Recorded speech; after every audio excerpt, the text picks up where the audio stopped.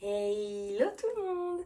On se retrouve aujourd'hui pour une vidéo assez particulière parce que je vais complètement parler durant toute cette vidéo. J'ai décidé de faire une vidéo où je vais parler de tout ce que vous pouvez m'envoyer en DM sur Instagram, en commentaire sous mes réseaux sociaux, que ce soit TikTok ou YouTube. Et aussi dans ma vie de tous les jours, quand les adhérents viennent me voir à la salle en tant que coach, quelles sont les questions qu'on me pose le plus souvent, et je vais y répondre directement dans une vidéo. Je vais être très concise dans les réponses parce que pour chaque question, je pourrais passer des heures à expliquer vraiment tout le fonctionnement. Donc si à un moment donné, tu voudrais que j'appuie un peu plus mes réponses sur une question, n'hésite pas à me le dire en commentaire et j'en ferai même une vidéo plus spécifique si tu le souhaites. Première question, et je pense qu'à 90%, c'est celle qu'on me pose le plus. Comment je fais pour perdre du gras? Ou alors, quel exercice faire pour perdre du gras? Sache déjà qu'il n'y a aucun exercice qui va te faire perdre du poids. La seule manière de perdre du poids, c'est le déficit calorique. J'en parle beaucoup sur mes réseaux en ce moment. Le déficit calorique, c'est lié à la nutrition, c'est-à-dire que tu vas chercher à manger moins que ce que tu dépenses en énergie, tout simplement. Tu ne dois pas dépenser moins que ton métabolisme de base. Ton métabolisme de base, c'est ce que ton corps a besoin pour survivre. Il va éliminer de l'énergie, par exemple, on va dire 1200 calories, et tu auras besoin de 1200 calories pour vivre. Donc si tu en manges moins, là, on n'est pas du tout conforme à une idée de perdre du poids. Tu vas plutôt développer des TCA, avoir une mauvaise relation avec la nourriture et voire même prendre du gras du coup. Donc aucun exercice ne fait perdre du gras, seulement le déficit le peut. Par contre, il y a des activités physiques qui peuvent t'aider dans ta perte de poids. Il va falloir avoir une pratique de musculation pour augmenter ton métabolisme de base. Plus tu auras de muscles, plus tu brûleras des calories au repos. Je te le fais rapidement, mais c'est comme ça. Ensuite, il va falloir que tu aies une activité physique régulière, sportive, sous forme de dépenses énergétiques. Donc ça peut être du fitness, du cardio, du HIIT, ce que tu veux, mais surtout ce que tu préfères, pour dépenser de l'énergie en fait au cours de ta journée. Ensuite, il va falloir avoir une NEAT, c'est-à-dire une activité qui n'est pas considérée comme sportive. Ça peut être monter les escaliers au lieu de prendre l'ascenseur, ça peut être marcher, ça peut être danser pendant que tu fais ton ménage, je ne sais pas. Mais c'est-à-dire avoir une activité qui te permet de dépenser des calories pour éviter d'être sédentaire.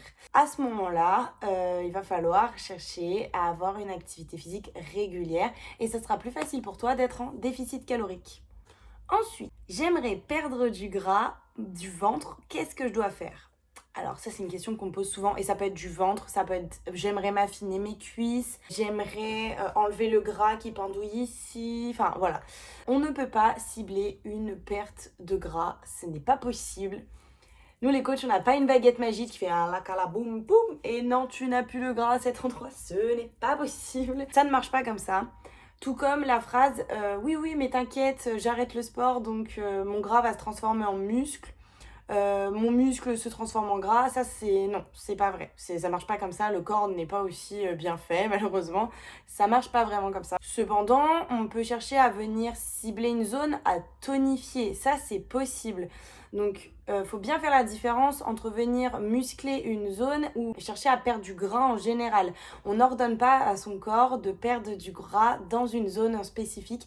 Et la plupart du temps, par exemple au niveau du ventre, des poignées d'amour, etc., c'est l'endroit qui a le plus de mal à partir. Est-ce que si je mange beaucoup moins, je vais perdre du gras?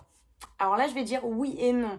Il faut faire attention avec la notion de manger beaucoup moins. Oui, un déficit calorique, ça veut dire réduire ses quantités énergétiques. Mais attention, ça ne veut pas dire manger beaucoup moins. C'est-à-dire que tu ne vas pas te nourrir que d'un petit pois et une carotte et c'est fini. Parce que comme je t'expliquais, manger beaucoup moins que ton métabolisme de base, ça peut être dangereux. Et plus tu vas faire du sport, plus tu vas avoir envie de manger et plus tu pourras manger plus. Donc attention avec ça, je le répète, oui, il faut faire un déficit calorique pour perdre du poids. Mais le déficit calorique, c'est quelque chose qui se calcule et à faire avec un professionnel. Donc vraiment, je te le conseille de voir ça avec un professionnel plutôt.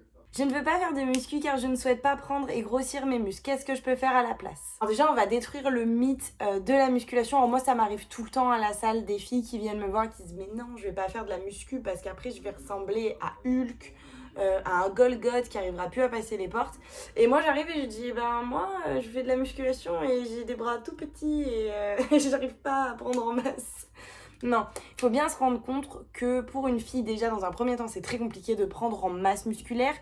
Faire une vraie prise de masse, c'est quelque chose de très compliqué. On prépare ça, c'est très restrictif. Par contre, la musculation peut t'aider à venir tonifier ton corps, à prendre de la masse musculaire. Mais ça ne veut pas dire grossir ses muscles obligatoirement.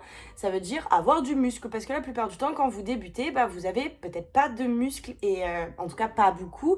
Et le but, ça devait être de venir en prendre pour vous déjà être en meilleure santé, pour avoir un quotidien plus agréable, gagner en force, mais ça ne veut pas dire grossir les muscles. Par contre, si ton objectif va être de chercher une hypertrophie, chercher à gonfler ton muscle, à ce moment-là, il va falloir te renseigner auprès du coach pour venir faire un entraînement spécifique. La musculation, tout se fait avec un programme et en fonction du programme que tu as, tu peux venir tonifier, perdre du poids, tu peux venir en fonction d'une pathologie aussi. Donc la muscu est orientée pour tout le monde, que ce soit fille, garçon ou en fonction de ton objectif. Ainsi, en combien de temps j'aurai des résultats? Et ça, franchement, cette question, mais pareil, je l'ai tout le temps. Sachez que je ne peux pas vous dire en combien de temps vous aurez des résultats parce que ça dépend vraiment de plein de facteurs. Ça va dépendre de votre motivation et de votre détermination. D'ailleurs, la motivation, je vais en parler juste après. Mais ça dépend vraiment si vous êtes rigoureux dans vos entraînements.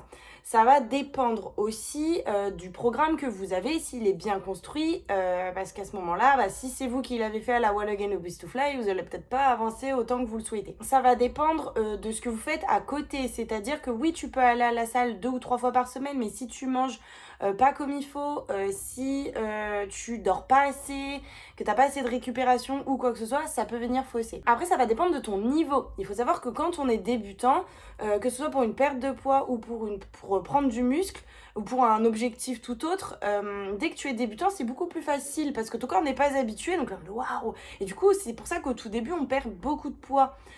Mais qu'après on stagne. Donc les débutants, c'est un peu délicat parce que oui, vous allez progresser assez vite et à un moment donné, vous allez voir que vous progressez plus et la plupart du temps, c'est à ce moment-là que vous vous arrêtez.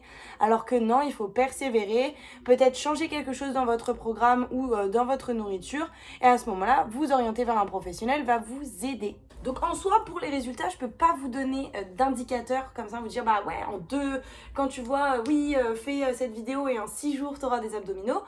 Bullshit, c'est non, clairement pas, on peut pas, c'est pas possible. Dernière question, comment je fais pour garder la motivation de faire du sport ou de continuer mon objectif? Là, c'est ce que je disais avant, la motivation elle est propre à chacun et j'aime pas trop utiliser le mot motivation mais plutôt quand on fait du sport de détermination parce que c'est vraiment propre à chacun, c'est une question mentale. C'est-à-dire que tu peux être déterminé sur 1 semaine, 2 semaines, 1 mois, mais après la flemme t'envahit et tu te dis mais non en fait, j'ai d'autres choses plus importantes, tout est une question de comment tu veux organiser ton temps, qu'est-ce qui est pour toi important et qu'est-ce qui ne l'est pas. Ça, c'est vraiment du travail personnel sur soi-même. Il y a toujours des petits tips de motivation. Je sais que moi, j'adore faire du sport en musique. Si j'ai pas de musique, c'est mort. Je peux pas faire du sport. Mais à un moment donné, comme tout le monde, même moi, il faut se mettre un gros coup de pied au popotin pour aller faire sa séance de sport parce qu'il pleut, il fait moche, t'as pas envie de sortir. Mais il y a quelque chose qui te pousse à y aller. Alors ça peut être une motivation, ce qu'on appelle extrinsèque. Par exemple, un joueur de foot qui fait du sport, il va être motivé par peut-être l'argent qu'il va gagner, etc.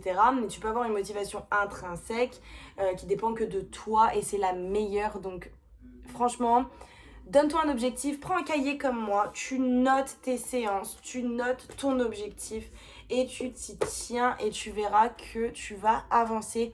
Et n'hésite pas pour ta motivation à t'entourer d'un professionnel, d'un coach qui sera là derrière toi et qui sera là en mode « Allez !»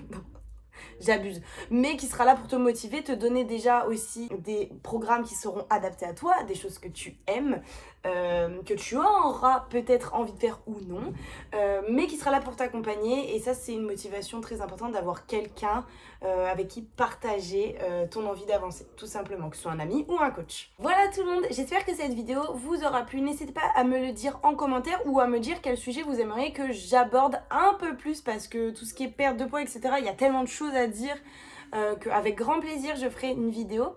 Dites-moi si une vidéo où je parle, ça vous plaît.